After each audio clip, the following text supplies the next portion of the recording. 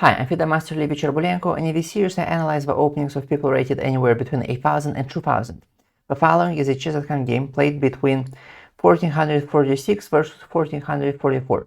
Let's start. Alright, so e4, e5, knight f3 developing the knight attacking the pawn, knight c6 developing the knight defending the pawn, knight through c3.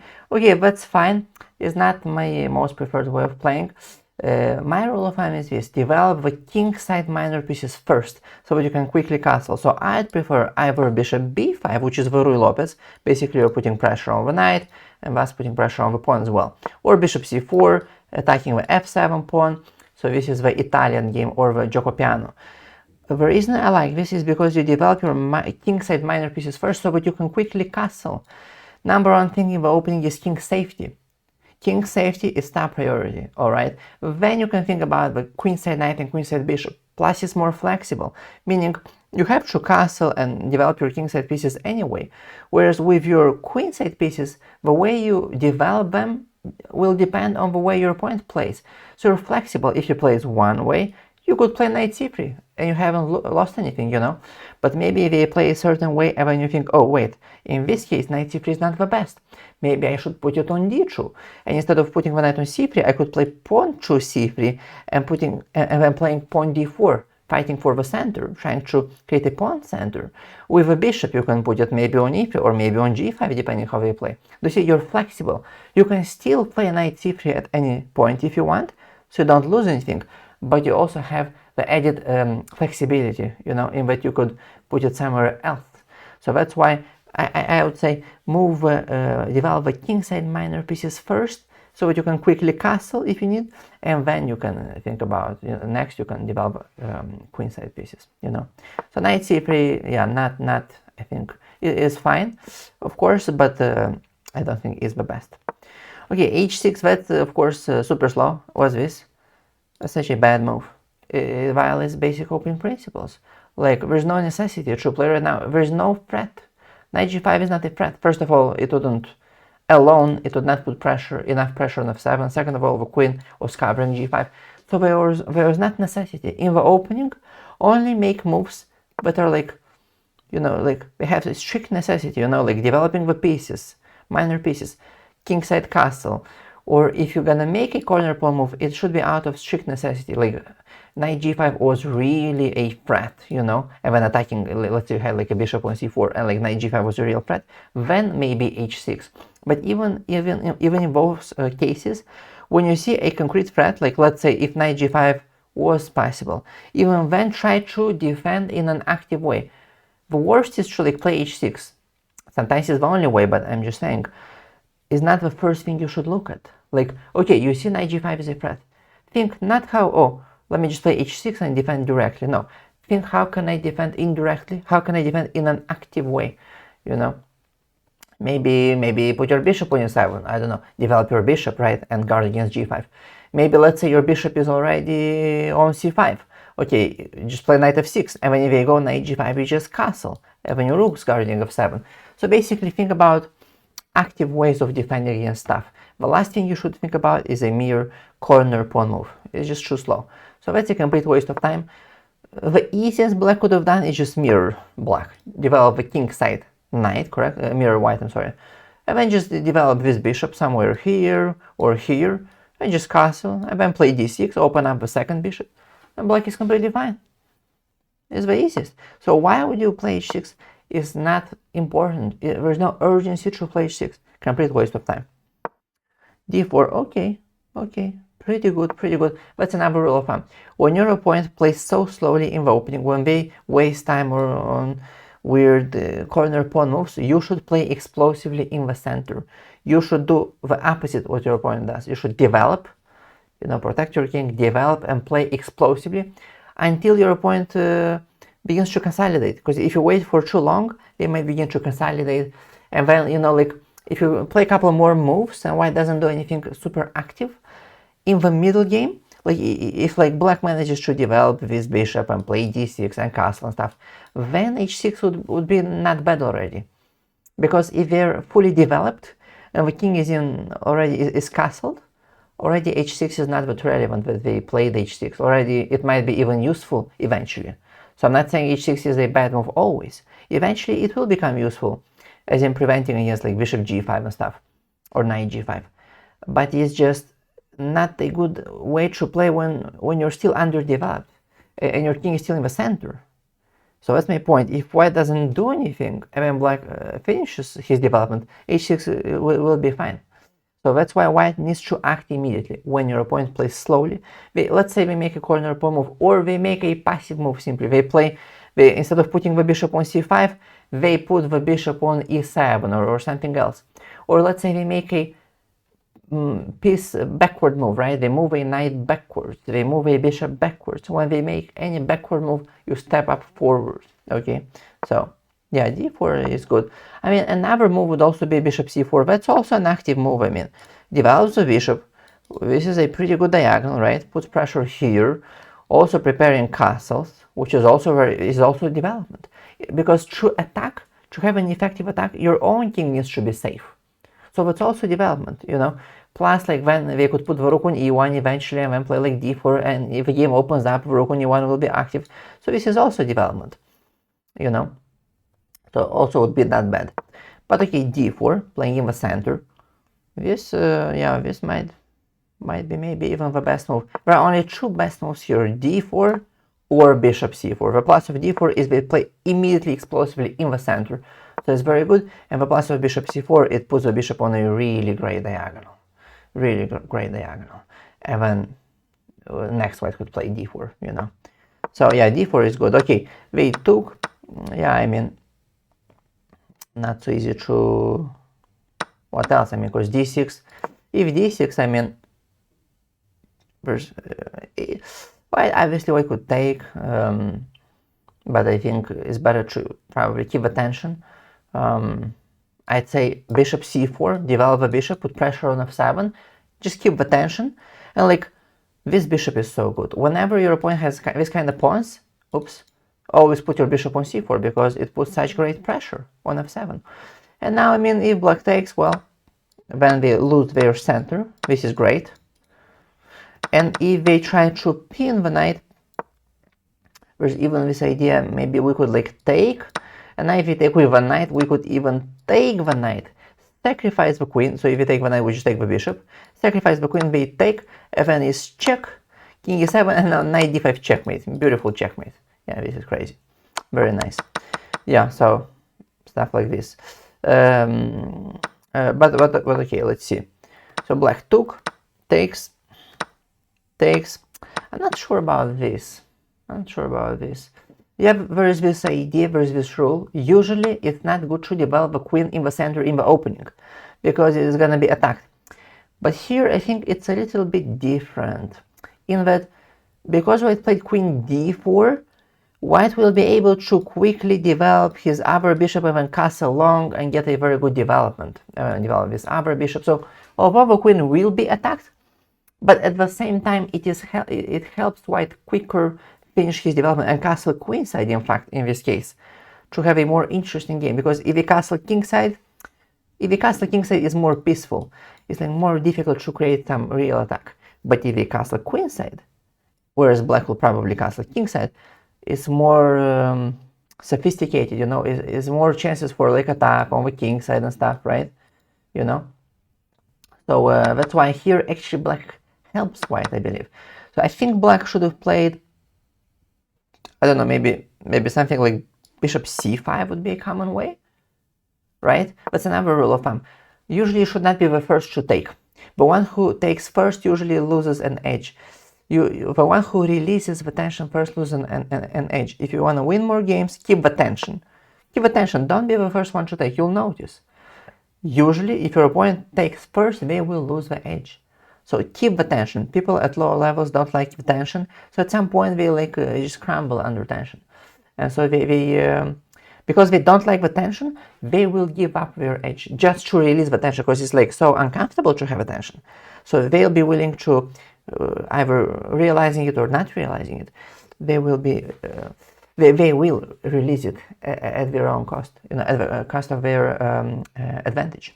Let's see. So bishop c5, I think, attacking the knight, you know, and now if they take, I mean, the easiest, if you want, I mean, most elementary, just take bc towards the center. You open up the b file, right, thus creating counterplay. You control the d5 square, which previously you did not. So if you look at this position, this d5 square is very good for the knight. Great central square. And now you're controlling this key square. You also have a potential for a pawn break in the center, like knight f6 and then pawn d5, right?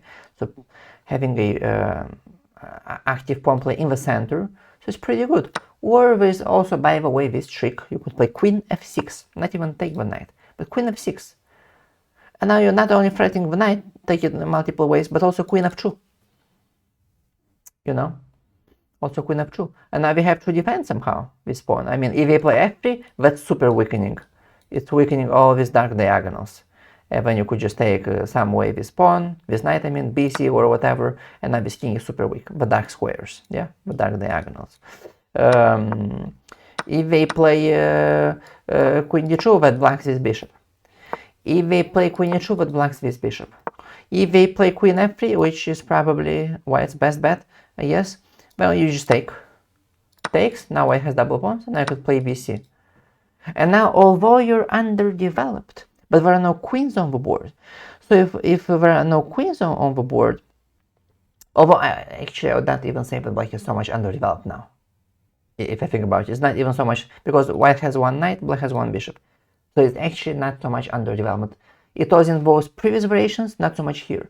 Plus, there are no queens on the board. So even if black was slightly underdeveloped, it wouldn't matter as much, because without the queens, there's no checkmate. There's no real attack. And so it's not as relevant, you know. And next, you could play like rook b8, pressure here. I would say develop the knight on e7, castle long, and then maybe go for like f5 pawn break, you know, to activate your f8 rook, develop this bishop. It's fine, yeah. Plus this knight on c3 is very bad, by the way, if you want an advanced tip. It's very bad because of a c6 pawn.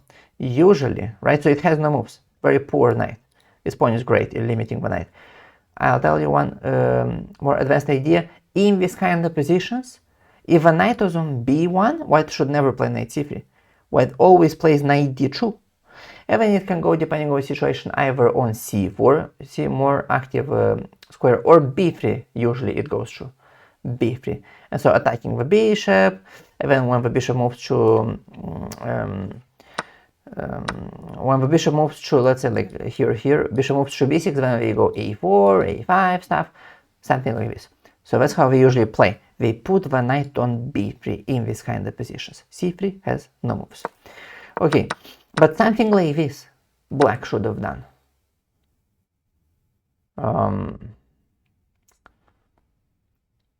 Something like this, and I mean, if bishop e3, if defending the knight, again, we do not just take. Because if you take, you release the tension, you give white easy play. Again, remember this rule. Not so easy. I'm not saying avoid exchanges, but let him initiate the exchange. Let your opponent initiate the exchange. It's not about not exchanging, but about him initiating the exchange, and usually the one who initiates the exchange first, releases the tension first, loses his edge. So here I'd say, to keep the tension, you could play, say, queen f6. Putting even more, although queen f6 here, actually, if I think about it, queen f6 is a typical idea usually, but in a slightly, usually white doesn't have a knight on c3, I just realized now. There's this exact position in a similar opening, but the pawn is on h7, and the knight is on b1, you know? The knight is on b1, and then we go queen f6, and so it's pretty good for black, putting pressure on the knight. But here I realized there's actually knight d5, so maybe not ideal, queen f6 here in this particular line. Okay, but maybe something else. I don't know, maybe bishop b6 or something, or some other move, you know. Yeah. But okay, knight takes d4, queen takes d4, knight e7. I mean, I see the point. Put the knight on c6, attack the queen, that does make sense. Okay, bishop f4, developing the bishop, that makes sense, of course. Preparing the long castle. White has great development, active queen, active bishop. This bishop will come here. The king is in the center, two undeveloped bishops. The knight can go through d5, the pawn can push through e5, if black goes d6, the rook can come through e1, and then open up the e-file. This is great. Maybe another move I'd consider would be, I guess, bishop c4, because this diagonal is so weak for black. And then if knight c6, I mean queen d5 maybe. Queen d5, and yeah, the point would be that like black is not in time to castle, so ideally by the time we do this, black would like to castle and defend the f7 pawn with the rook, but he's not in time. He's not in time. So, and if he goes queen e7, but blocks his bishop, so that's bad. It's just blocking the bishop, you know. And if he plays queen f6, okay, it's not blocking the bishop, but I still don't. I mean, there's like knight b5 even. Just knight b5. And now how do we defend? If we go back, just queen f7, king d8, I mean, it's just horrible. We could just like take the pawn, let's say. So bishop d6, but I mean, at the very least, unless there's even something maybe even stronger, we could just take. Now we can take over queen because we just take, and it's over. So we have to take over pawn, which is like so weakening. Yeah, I don't know, it's just bad. And now this bishop is poor, double pawns, weak d6 pawn, which we're gonna lose. We could just castle at the very least and play rook d1 and just win the pawn. Very bad for black. It's just very bad. And queen e7, blocking the bishop, just bishop f4, we could play d6, just castle long. Something like this. Looks very good for white. So I think this also would have made a lot of sense. Bishop c4 first. Yeah. But okay, here, this I don't like. This square is for the bishop, not the queen. It's for the bishop. So, yeah, that's the downside, but they did not play bishop c4 first, right? I think maybe you could have just played like queen d2 would be like the most typical, right? Putting the queen behind the bishop, and then bishop c4, let's say like d6 or something, bishop c4, bishop e7, castle long, you know, they castle here, and then white could play either knight d5, centralizing one knight, or pawn h4, right, and starting the kingside pawn storm. At some point, maybe king b1 prophylactical move, and also knight d5 at some point, something like this. Yeah, this would have been very, very common, right, putting the queen behind the bishop. But okay, queen c4, yeah, I don't like, it's weird. Here, okay, this I don't really like, this doesn't really make sense. This is the same as h6. So, black pins the knight. You wanna solve the problem, but don't solve it in the most like primitive or direct or obvious way, you know. It's too slow. Solve it in an indirect or in an active way. So there's the pin. You don't play h3. Why? Think about it. Why did black play bishop b4? Okay, they played 1 to pin the knight, obviously, but 2, they knew that you could play h3. So they did not play bishop b4 so that after h3 they like go back or something. They are even ready to take the knight. Right? They could be ready to simply take the knight. So, think about it. Why would you play h3 if instead you could just castle long? You unpin the knight. Now, if they do not take the knight, then you play knight d5 with tempo, centralize the knight, and you attack the bishop, and they have chosen another tempo. You have a great central knight, and you haven't lost any tempo on a3. And if they do take, you just take back, but instead of playing a3, you have castle long, which is more useful. So do you see, you actually lose a tempo by playing a3. It's a complete waste of time, because they could even just take. It's a good position for white, I'm not saying it's bad. But you do not need a3 if you're gonna take anyway after your castle. And if you do not take, you play knight d5, oops, with tempo, you centralize your knight. So that's my point. When they pin your knights like this, don't play a3, don't play h3, just unpin. It's way better. So a3 is inaccurate. Okay, bishop a5, we keep pin, alright, yeah. That also makes sense. b4, oh, yeah, I mean, now it's never castling. Queenside. Okay. A4. Yeah.